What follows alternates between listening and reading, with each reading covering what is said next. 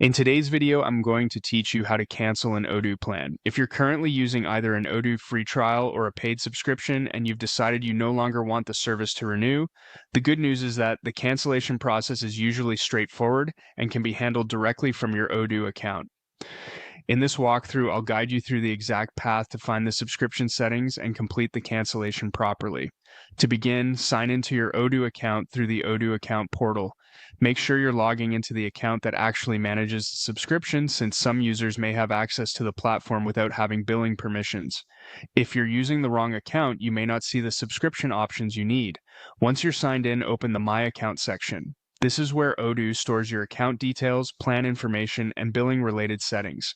Take a moment to make sure you're in the correct area before moving on, especially if the dashboard has multiple menus or workspace options.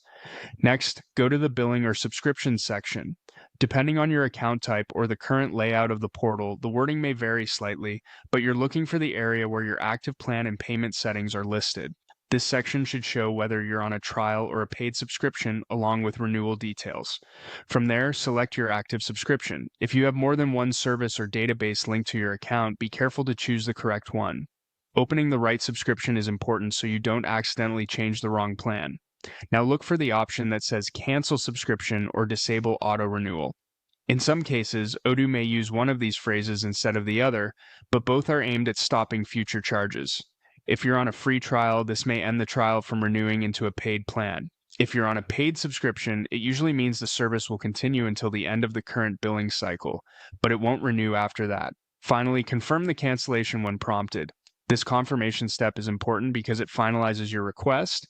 After that, your subscription will generally remain active until the current billing period ends, so you should still have access during that time unless the account states otherwise. And that's it.